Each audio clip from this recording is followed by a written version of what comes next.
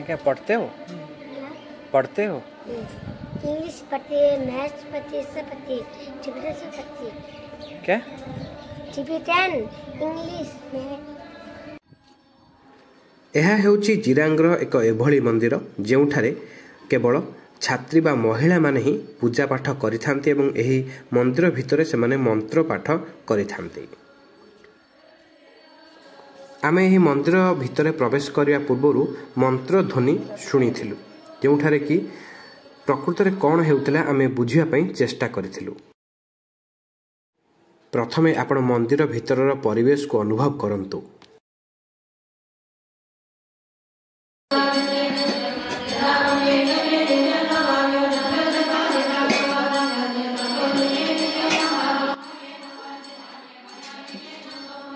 ମନ୍ଦିର ପରିସର ଭିତରକୁ ଆମେ ଯିବା ପରେ ଦେଖିଥିଲୁ ଏଠାରେ ସାମୂହିକ ମନ୍ତ୍ର ପାଠ ଚାଲିଛି। ଆମେ ଚେଷ୍ଟା କରୁଥିଲୁ ପ୍ରକୃତରେ ଏଠାରେ କ'ଣ କରାଯାଉଛି ବୁଝିବା ପାଇଁ। ଆପଣ ଦେଖୁଥିବା ଏହି ବୌଦ୍ଧ ସନ୍ନ୍ୟାସୀମାନେ ହେଉଛନ୍ତି ପ୍ରକୃତରେ ସନ୍ନ୍ୟାସିନୀ। ସମସ୍ତେ ନିଶ୍ଚିନ୍ତ ଭାବରେ ଏଠାରେ ମନ୍ତ୍ର ପାଠ ପଢ଼ୁଛନ୍ତି। ଏମାନେ ସମସ୍ତେ ଛାତ୍ରୀ ଅଟନ୍ତି ଅର୍ଥାତ୍ ମହିଳା ଅଟନ୍ତି। ଏହି ମନ୍ଦିରରେ କେବଳ ମହିଳାମାନେ ହିଁ ପୂଜା ପାଠ କରିଥାନ୍ତି।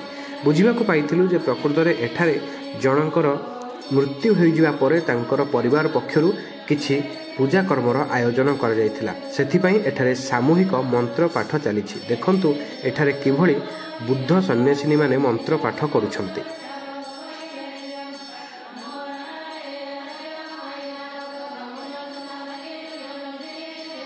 ଏହି ମନ୍ତ୍ର ପାଠ କରାଯିବା ସମୟରେ ସେମାନଙ୍କୁ କିଛି ଦାନ ଦକ୍ଷିଣା ବୋଧହୁଏ ଦିଆଯାଉଥିଲା। ତା ସହିତ ସେମାନଙ୍କ ପାଇଁ ଏଠାରେ ସମୟ ଖାଦ୍ୟପେୟର ମଧ୍ୟ ଆୟୋଜନ କରାଯାଇଥିଲା।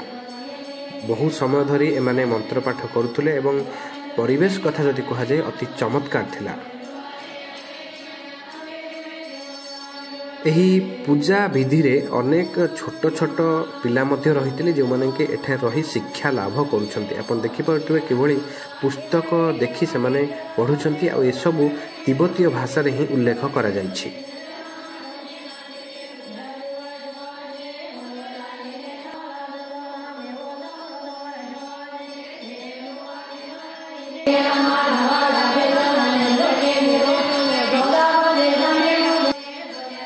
ଏହି ମନ୍ଦିରରେ ପୂଜା ପାଉଛନ୍ତି ଭଗବାନ ଏବଂ ଆପଣ ଦେଖିପାରୁଥିବେ ତାଙ୍କ ସାମ୍ନାରେ ଏହି ସମସ୍ତେ ଯେଉଁ ଛାତ୍ରୀମାନେ ରହିଛନ୍ତି ସେମାନେ ମନ୍ତ୍ର ପାଠ କରୁଛନ୍ତି। ଏହି ଦେବତାଙ୍କୁ ହିଁ ଏଠାରେ ପୂଜାର୍ଚ୍ଚନା କରାଯାଉଛି।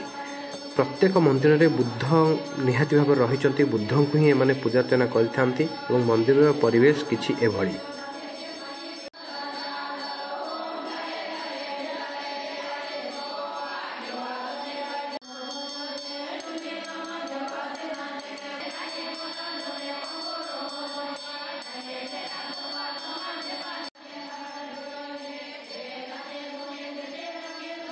ଏ ହେଉଛନ୍ତି ଜଣେ ବୁଦ୍ଧ ସନ୍ନ୍ୟାସିନୀ ଯେ କି ତାଙ୍କର ଯେଉଁ ତିବ୍ବତୀୟ ଶୈଳୀରେ ସେ କିଭଳି ଭାବରେ ପ୍ରଭୁଙ୍କୁ ନିଜର ଶ୍ରଦ୍ଧା ସମନ ଅର୍ପଣ କରୁଛନ୍ତି। ତା ସହିତ ନିଜର ଯେଉଁ ବୁଦ୍ଧ ଧର୍ମର ଯେଉଁ ସବୁ ବିଧି ରହିଛି ସେହି ଅନୁସାରେ ହିଁ ଏମାନେ ଭଗବାନଙ୍କୁ ପ୍ରଣାମ କରୁଛନ୍ତି। ତେବେ এই ଯେଉଁ ମନ୍ଦିର ରହିଛି ଏଠାରେ କେବଳ ଛାତ୍ରୀମାନେ ରହୁଛନ୍ତି, ମହିଳାମାନେ ରହୁଛନ୍ତି ଏବଂ ପୂଜାର୍ଚ୍ଚନା କରୁଛନ୍ତି। ତା ସହିତ ଏହା ହେଉଛି ମନ୍ଦିରର ବାହାର ପାର୍ଶ୍ୱର ପରିବେଶ। ଏଠାରେ ରହି ଛାତ୍ରୀମାନେ ଶିକ୍ଷା ଗ୍ରହଣ କରୁଛନ୍ତି।